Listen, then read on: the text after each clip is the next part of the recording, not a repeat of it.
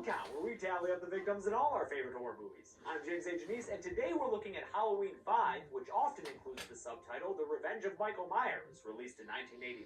After the previous film ended with an indication that Jamie Lloyd would become evil, head producer Mustafa Akkad was like, nah man, let's just make another Michael movie. Halloween 5 picks up immediately after Part 4, kind of like how Part 2 took place right after the original. But unlike with that situation, Part 5's production was super rushed and had an entirely new crew on it whose work motto was apparently make it up as you go along. Like they literally didn't have a completed script when they started shooting. The result is a bizarre entry that introduces a crappy origin story for Michael and a mysterious man in black character who was never even written into the script. They just made him up on the fly to fix plot problems, and man does it show. For all its flaws though, at least this movie still has a bunch of kills. Let's find out how many, get to them.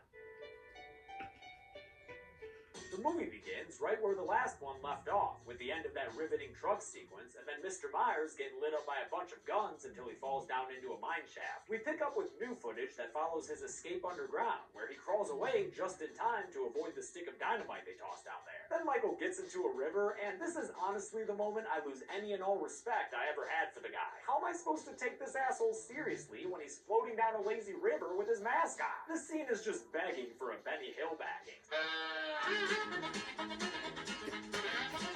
See, he gets out and stumbles like an idiot onto drier land, and then winds up in a friggin' pirate cove, it looks like, where this beheaded gentleman runs into him, only surviving because Michael passes out before he can properly kill the dude. Then, okay, get this. It fades to black, and a title card tells us that it's Halloween Eve 1 year later, and a maskless Michael is just now waking up. He's in the same place, so what? This old dude just let him sleep there for a whole fucking year? What? He grabs his mask, which looks different yet again, and then kills the guy who gave him free room and board for the past year. Again, this timeline decision makes no fucking sense to me, and I hate it. Even worse is why he woke up. Apparently, he has some sort of psychic connection to Jamie Lloyd, who was wriggling around in bed, having a nightmare about the end of Part 4. She woke up screaming, except she didn't, because in this movie, she's lost her voice. Great, just what I wanted to watch in Halloween 5, a silent kid actor. But yeah, it was her fidgeting that somehow linked to Michael and woke him up so he could show off the shitty new wrist tattoo that'll lead to the worst storyline in Halloween history, Stonehenge magic included. Jamie is taken to an operating room where crazy Sam Loomis is waiting to croak into the camera. She was stabilized. She's dying. No. She has something to tell us. He's watching over her at the Haddonfield Children's Clinic, where Rachel is currently visiting because she's still around, which is great. Less great is Rachel's friend Tina, who's a total nothing character. And the introduction of yet another dog, Max, who, like, I mean, you know what's gonna happen to that dog, yo. Loomis is watching over Jamie because the neighborhood hates her guts for having devil's blood in her, or whatever. And also, because someone has to tend to that pumpkin man's Raggedy Ann hair. Rachel goes back home, where Michael watches from the bushes, and she takes over the pantsless role left vacant by Kelly Bookdubeyer's death as she feeds her dog to some super fucking 80s music. I hate that the previous film's savvy final girl became a bubbly airhead in this one. And actor Ellie Cornell was also not very fond of the change. Rachel's in the middle of a shower when Jamie freaks out and draws a psychic picture of Max, signing that the dog's in danger. Loomis calls up Rachel and tells her to go on and get out of the house. Good thing she drops the phone and listens to him despite her lack of clothing, because they're a shape in that house. The cops are called to check everything out, and we're introduced to two bumbling officers like this. All clear. Nothing above, nothing below.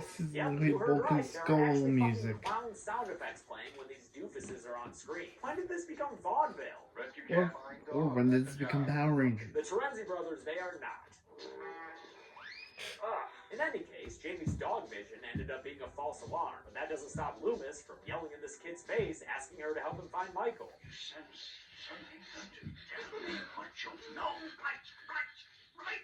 Jamie, please. Instead of traumatizing Jamie more, maybe Loomis should be back at the Carruthers house with Rachel, since Michael is still there and ends Rachel's pantsless adventures by jumping out and stabbing her with some scissors. And just like that, this movie senselessly kills a character who we already had a connection to for no good goddamn reason. It's kind of like Kincaid and Joey in Nightmare 4. It sucks, yo. At least there's another returning character that we already know, though. Sheriff Meeker, who's still putting up with burnt-up Looney Loomis and his real insensitive ways. Have you forgotten your own daughter? I don't know. Of course you don't forget. Tina goes to Rachel's house, where Max is somehow thankfully still alive, and lets herself in. When she can't find Rachel anywhere, she just assumes that she left town with her parents. So that means the house is hers for her to roll around with stuffed animals in. Downstairs, she runs into Sammy, another friend who also just let herself in, and the two of them leave, not knowing that another squatter has already claimed rights to the Carruthers house. And he can teleport, kinda. Nah, he's there in the background. The girls frolic around together for a bit before they get picked up by Tina's douchebag boyfriend, whose name is, get this, Michael. Why would this movie have a meatbag victim with the same name as the killer? You'll find out later, don't worry. Loomis shows up to Jamie's room so he can yell at her like a madman some more. You know where he is.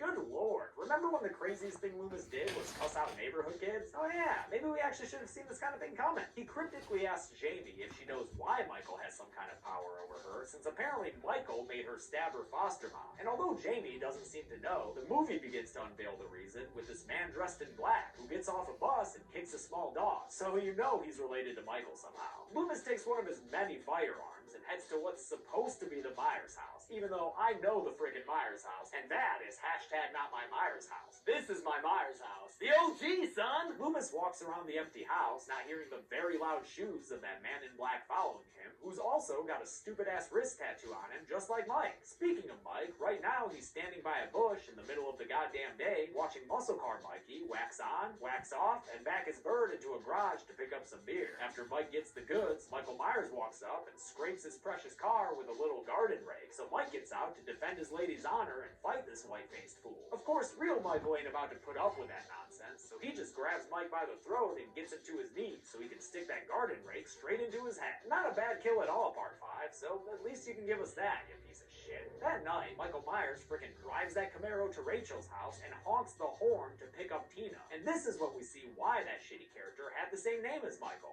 Michael, open the door. It's to be funny, I guess, as Tina mistakes Michael Myers for her douchebag boyfriend, Michael. Michael, don't even get a kiss. See, it's hilarious. Especially when she gives him a smooch. Or when he skids the car to a stop for her to get cigarettes. Psycho boyfriend. Haha, get it? Cause he is? Tina, you don't even know how funny you are. Meanwhile, the children's clinic is having a goblin costume pageant that Jamie's about to be in, even though that don't look like no goblin costume to me. She's joined by her little kid crush, a stuttering character named Bill. These are for you. Weird how the stutterers are always named Bill. They still always seem to get the girl, though, so whatever. So Jamie ruins the whole goddamn contest when she collapses to the ground in a psychic fit because she senses that Tina is in danger. Tina, where is she, Jamie? Jamie sees in a vision where exactly Tina is, and we get this ridiculous scene where the mute kid and the stuttering kid try to childbirth a sentence together.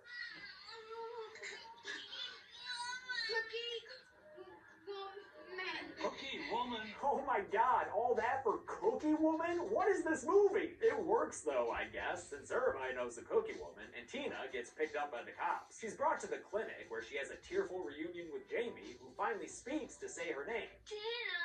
Aw, yeah, so sweet, Jamie. You're finally reunited with your, foster sister's friend? Wait, why should we care about this relationship? Tina's nothing. Jamie pleads for Tina to stay with her, but Tina's like, nah, dude, I'm trying to get some tonight, and leaves. On her way out, she runs into Loomis, and they have a veritable crazy-off. Be sensible. I'm never sensible if I can help it.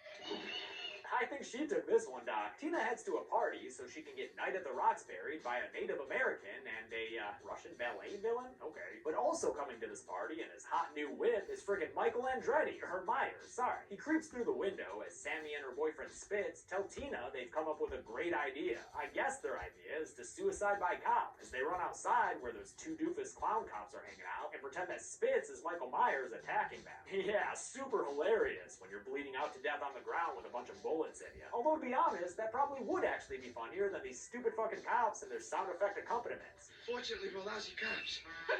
Sorry.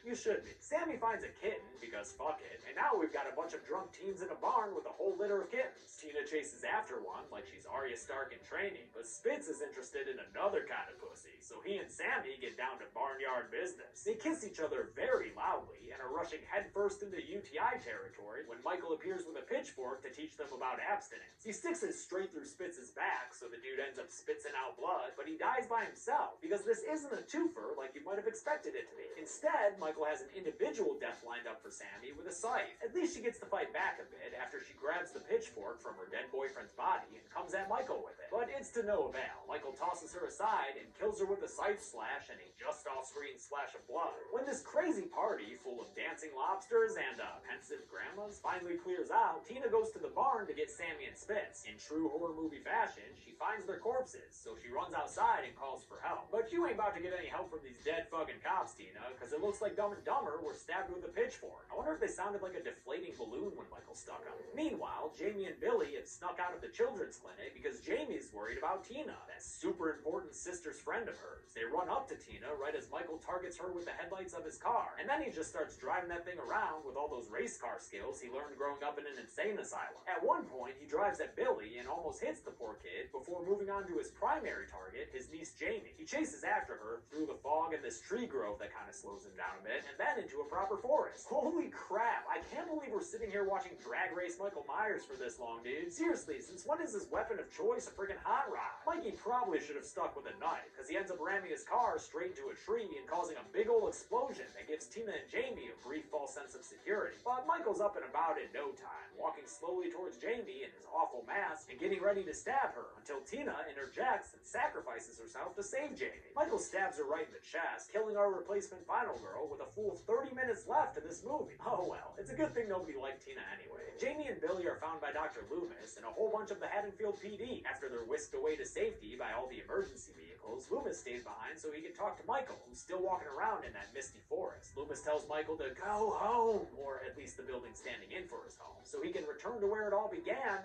and, I don't know, stop the evil inside him or some shit. It's a whole bunch of idiot talk, but here we have all the cops going along with the plan and planting Jamie inside the abandoned old house as bait for her uncle. But then the cops get a call from the children's clinic and all of them rush off to tend to that. Because if this movie wants to get Loomis and Jamie alone in the Myers house, it's not going to bother coming up with a decent way to make it happen. Once it's down to Jamie, Loomis, and a single cop, Deputy Charlie, Michael starts making his way to the house, first stopping to kill this other police officer named Eddie in his car by just, beating him up, I guess. Take that, cop who was just sitting there. Charlie hears Eddie's death over the walkie, but is stopped from calling it in by Looney Loomis, who asks him kindly to just stay put and protect Jamie. Charlie, stay with the little girl, please. You know, Loomis, that's the second time you pulled a gun on a cop. You're lucky you ain't dead, dude. Loomis goes downstairs where Michael is waiting, and the doctor tries to tell the killer that Jamie can help stop the rage that's inside of it. Damn, Michael, you're looking like an alien in that stupid-ass big-eyed mask. Loomis's appeal to Michael's humanity doesn't work, of course, and he ends up getting slashed across his chest and thrown through a banister by Michael in a fit of rage. Upstairs, Deputy Charlie and Jamie hear the commotion, so they try to get out of the house through the upstairs window. When Michael starts breaking through the door, Charlie manages to shoot him a few times, but that's old hat for Mikey, who responds by breaking into the room and wrapping a rope around Charlie's neck so he can kill him by tossing him out the window and breaking his neck via hanging.